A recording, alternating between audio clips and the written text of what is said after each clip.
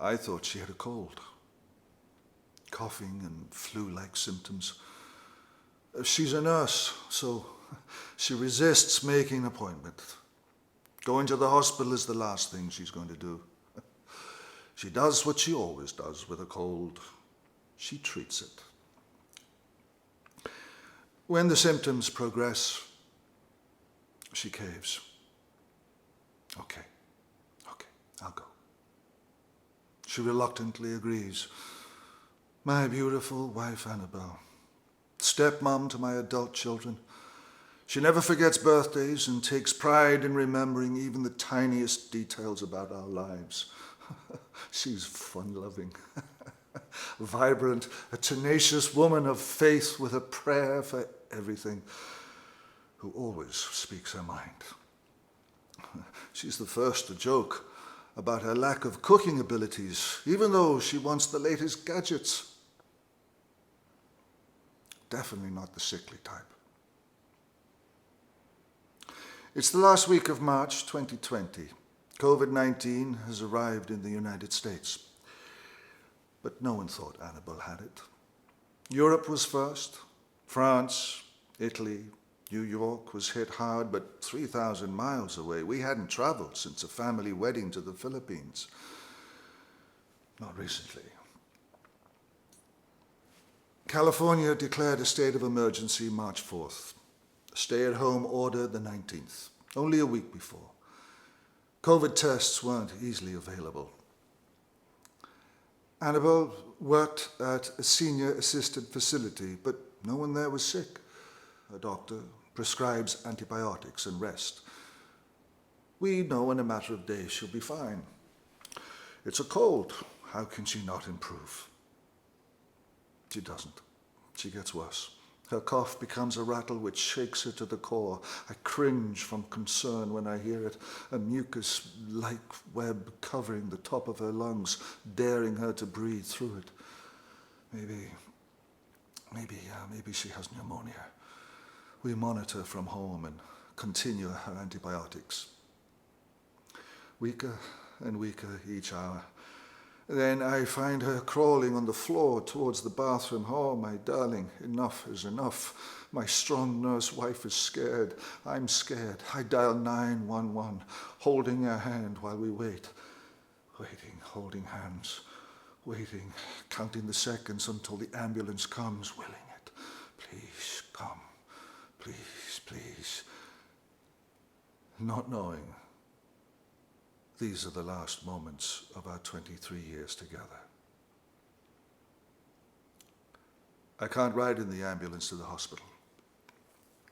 The medics are kind but firm, saying it's for my protection as well. We say farewell quickly, anxious for treatment to begin. I watch the taillights disappear down the street, waving. I would have taken longer if I'd known I would never see her again. I wouldn't be there when she discovers it's COVID, or when doctors detect kidney damage shortly after she arrives. A stop food order is placed. The ambulance left in the morning, and she's on a ventilator by noon. At home, I'm beside myself. I call my kids, Jason, Jeffrey, and Christine, who has 2 sons, young sons of her own. There's nothing we can do. I mean, they imagined with so many relatives in healthcare, someone we knew would get it, but no one imagined it would be Annabelle. I quarantine at home, alone. When I test positive, I know even social distance visiting is a long time coming. I have no taste in my mouth. I feel sick. Not like Annabelle, but I'm nervous. The love of my life is on a ventilator. We can't speak. I get updates from nurses and doctors when I'm lucky. The virus is brand new. I hear concern in their voices. They're cautious not to make any promises. Do they know the best way to treat her, I wonder? It hasn't been a year since this surfaced. Emergency rooms are filling. I'm home alone, spinning, monitoring my symptoms while Annabelle hangs on by a thread. It's grueling. It's grueling when a loved one is sick, especially in ICU. But without the comfort of being able to gather, it becomes an unbearable challenge. Hand-holding, prayer, just being together and waiting. The importance of holding vigil. As much as I yearn for company, I would trade it for Annabelle to have one visit, to know I was beside her as she fought. Days go by. Our family waits. The mystery of not knowing. No one knew what was happening. Annabelle has asthma, but it's always been easily treated. I wonder, will this make things harder? We hear St. Vincent's is being opened as a COVID hospital. Eventually, it's decided she'll be transferred there. When Annabelle arrives, she has 1 day off the ventilator. The first full day since she left. I'm elated, hopeful.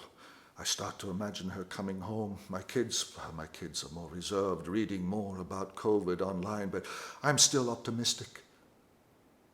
There's even a phone call where doctors mention aftercare. Aftercare. Her 60th birthday is approaching.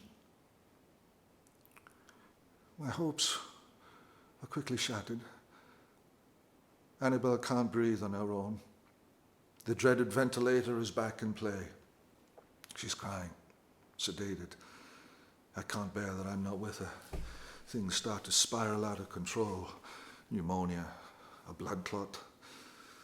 On April 19th, Annabelle's 60th birthday, we're told she needs dialysis, plasma. I'm still in quarantine, alone. She has a heart attack. Her body begins shutting down. I'm alone when I get the phone call. She's gone. She was on a wait list to receive plasma. I wonder if it would be different if there wasn't a plasma shortage.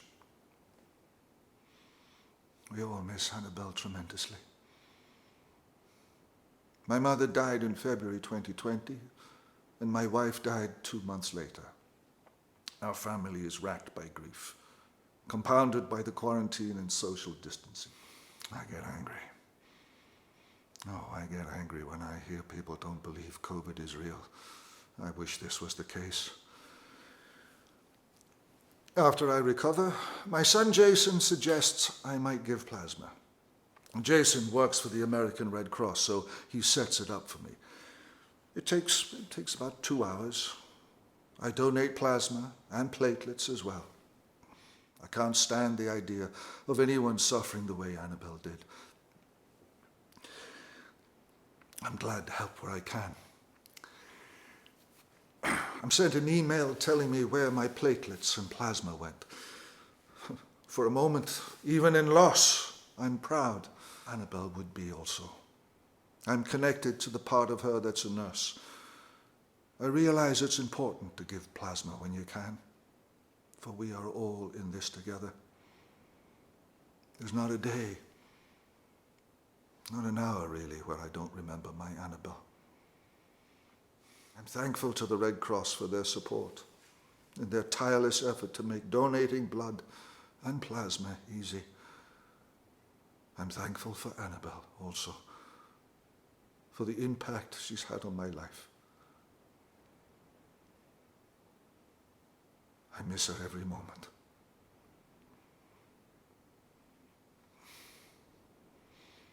And I send her much love.